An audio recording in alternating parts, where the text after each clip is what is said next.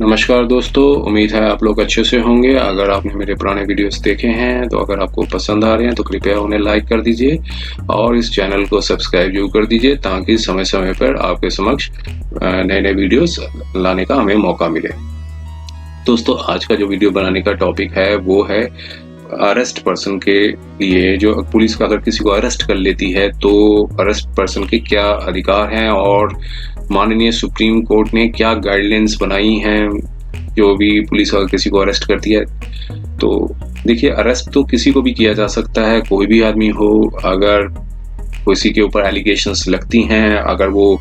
Allegations कॉजनेबल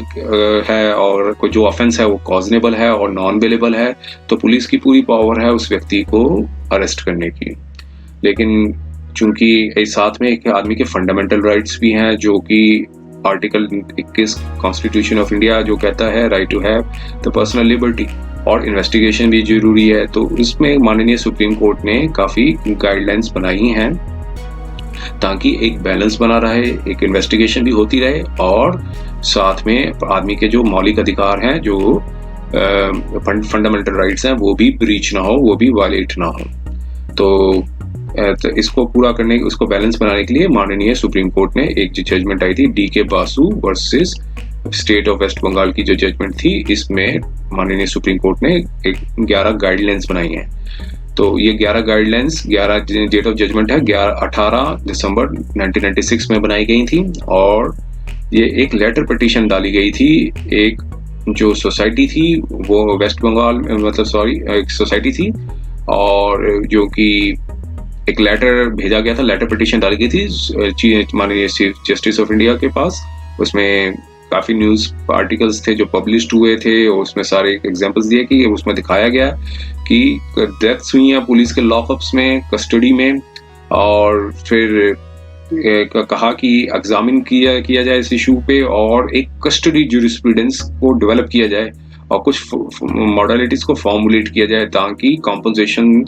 जो है victims को मिल सके, जो फैमिली मेंबर्स थे, जो उनके विक्टिम्स के, जो भी विक्टिम्स के फैमिली मेंबर्स को दी जा सके। तो ये तो 11 गाइडलाइंस थी, लेकिन पहले एक दफ़ा हम एक वीडियो को जरूर देख लेते हैं जो कि एक इंटरनेट में अवेलेबल है। किसी पिक्चर का वीडियो है, उसे आप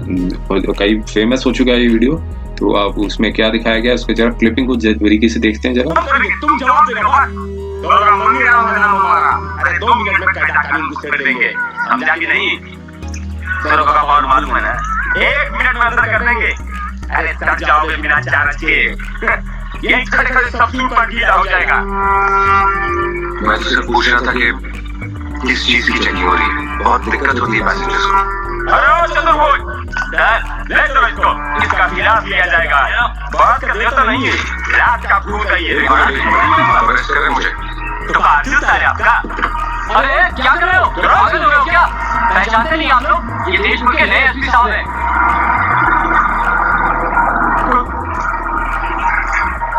भारी मिस्टेक हो गया सर। तो दोस्तों, ये तो था एक वीडियो जो पिक्चर का क्लिपिंग का था। अब आप इसकी गाइडलाइंस को एक दफ़ा देखें और आपको खुद पता चल जाएगा कि क्या क्या पुलिस ने कथित तौर पे, जो खैर ये तो पिक्चर का भी एक क्लिपिंग थी, तो ये रियल लाइफ में भी कई ऐसे इंस्टेंसेस होते होंगे कहीं। तो ये अगर आप इस गाइडलाइंस को देखेंगे तो आपको पता चल जाएगा कि इस क्लिप जैसे मतलब पुलिस किस तरीके से वायलेट कर रही थी इसमें।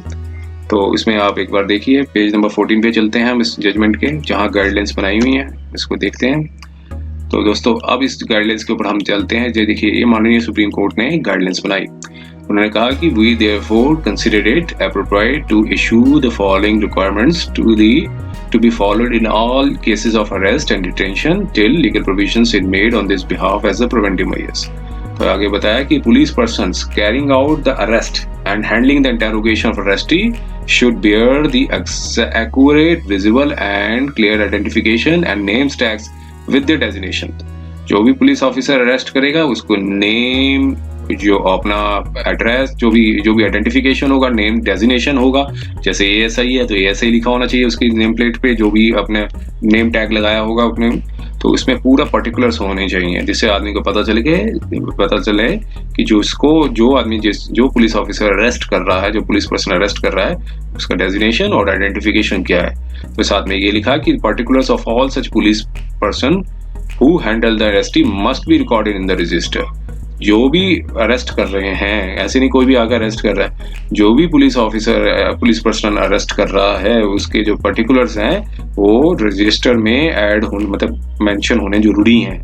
जो पुलिस थाने में जहाँ पर अरेस्ट करके जा रहे हैं, कि ऐसे नहीं क्योंकि हमारी थाने से आया नहीं या दूसरा कोई लेके आ गया, जो भी अरेस्ट कर रहा है उसके पूरे डिटेल्स उसके रजिस्टर में पुलिस पर्सन के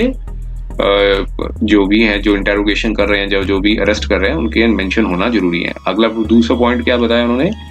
करेक्शन क्या बताई, the police officer carrying out the arrest of the arrestee shall prepare a memo of arrest at the time of the arrest as memo shall be attested by at least one witnesses. देखिए साफ clear कितना साफ बताया उन्होंने कि जो police officer arrest करेगा किसी आदमी को तो एक मेमो ऑफ अरेस्ट प्रिपेयर करेगा, और जो कि मेमो ऑफ अरेस्ट का एक विटनेस गवाह होना जरूरी है कि हाँ इसकी मौजूदगी में मैं इस पर्सन को अरेस्ट कर रहा हूँ। जो कि या तो अगर घर से अरेस्ट करेगा तो फैमिली मेंबर होना चाहिए या फिर कोई रिस्पेक्टेबल पर्सन होना चाहिए लोकेलिटी का, जो कोई बड़ा जो भी लोकेलिटी का जो रिस्पेक्टेबल पर्सन है जहाँ भी रहते हैं जिस एरिया में भी रहते हैं उसके जो उस लोकेलिटी में जो भी रिस्पेक्टेबल पर्सन होंगे उसकी मौजूदगी में उनकी सिग्नेचर मतलब अटेस्ट मेमो ऑफ अरेस्ट के ऊपर उनके अटेस्टेशन जरूरी है, मींस साइन करके वेरीफाई करेंगे कि हाँ ये ठीक है। तो इस चार्ट में लिखा है it shall also be countersigned by the arrestee and shall contain a time and date of arrest.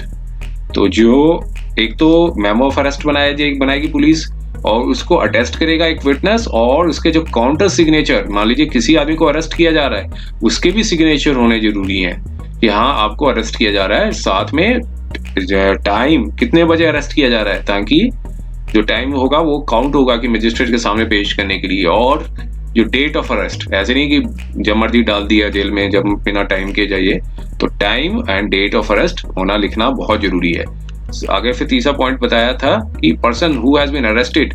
और detained and is being held in the custody of the police officer interrogation centre और lockup shall be entitled to have one friend और relative और other person known to him having the interest in the welfare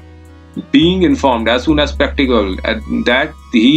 has been arrested and is being detained for a particular place unless the attesting witness of the memo of arrest is himself such a friend or the relative of the arrestee। देखिए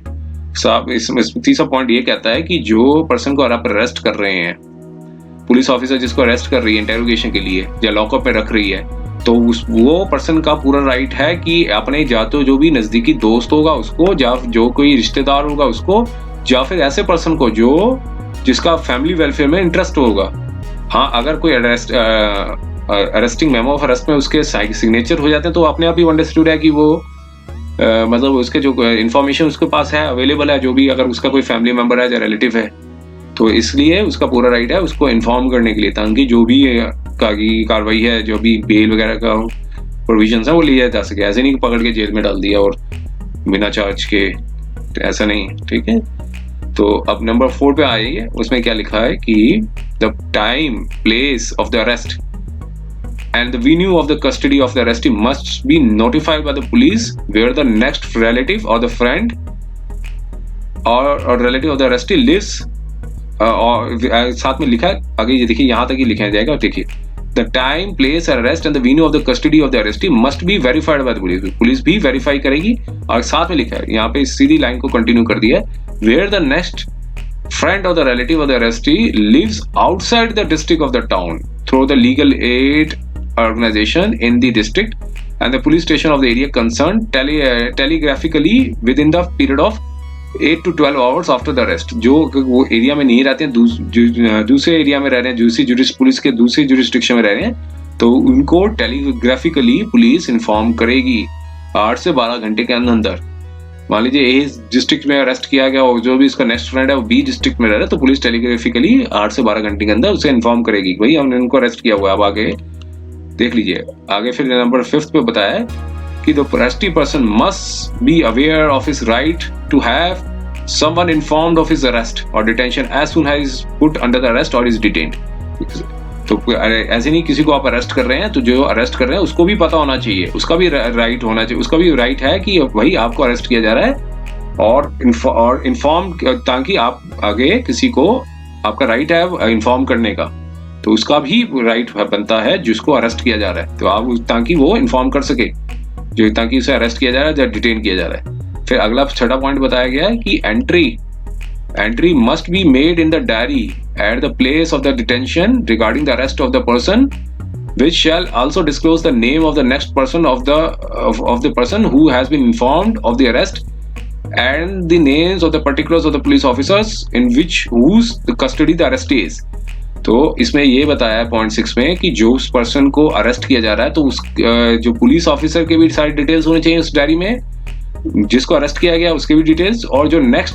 person है, जो next friend है जो, उसके भी mention होना चाहिए details कि हाँ इस आदमी को अरेस्ट किया गया, उसको इन्फॉर्म किया गया है। तो सारा डिटेल्स जो है नेक्स्ट पर्सन का भी उसमें रजिस्टर में जो होगा, डायरी रजिस्टर होगा, उसमें ऐड होने चाहिए। फिर आगे बताया कि अरेस्टी हु, 7वां पॉइंट पे देखिए, the arrestee who shall be he so request be also examined at the time of arrest and major and minor injuries if present may and if and present his body may be recorded at the time। The inspection memo shall be signed both by the arrestee and the police officer affecting the arrest and its copy provided to the arrestee। तो देखिए 7वां point ये कहता है कि arrested जिसको arrest किया गया है उसको एग्जामिन करने का, उसे अगर वो कहता है कि मेरा एग्जामिनेशन कराओ,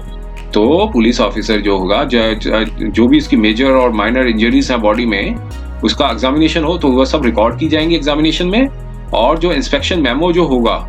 वो जो भी एग्जामिन करेंगे तो वो जो कि साइन किया जाएगा अरेस्टी और पुलिस ऑफिसर को, और उसकी जो कॉपी है अरेस्टी को दी जाएगी साथ में। जो भी अगर मान लीजिए एक आदमी को अरेस्ट किया गया है, वो अगर वो चाहे कि भाई मुझे मेरा एग्जामिनेशन कराया जाए,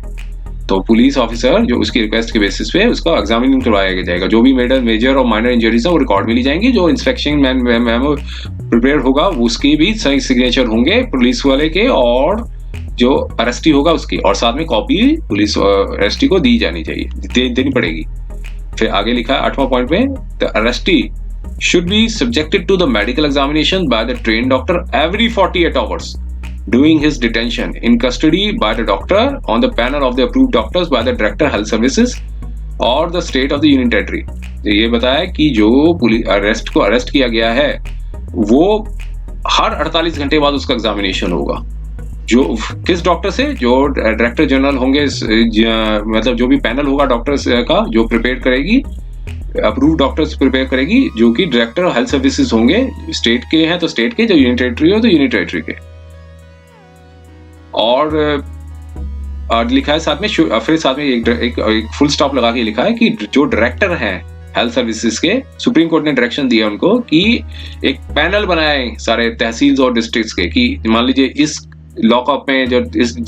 डिस्ट्रिक्ट जेल में, यहाँ पे मतलब जो पुलिस के कस्टडी में किसी को रखा गया है, तो उस तहसील या डिस्ट्रिक्ट में जो डॉक्टर्स कौन कौन से बनाए का जो नाम होना चाहिए जो एग्जामिन कर सके, उनका पैनल बनाया जाएगा। तो ये डायरेक्शंस दी हुई हैं सारे,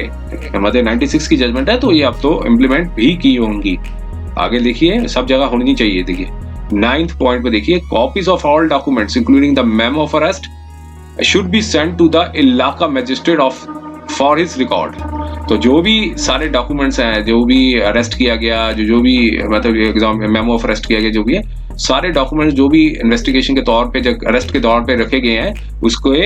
जो है वो इलाका मजिस्ट्रेट को दिए गए हैं। फिर आगे बताया कि पॉइंट नंबर 10 पे देखिए, the arrestee may be permitted to meet his lawyer during the interrogation should not through not the interrogation। The arrestee may be permitted to meet his lawyer during the interrogation, during not through the interrogation। तो कहा है कि जो interrogation के time में वो अपने lawyer से मीट कर सकते हैं, बेशक पूरी इंटेरोगेशन में बेशक वो साथ ना दें, साथ नहीं होना चाहिए, लेकिन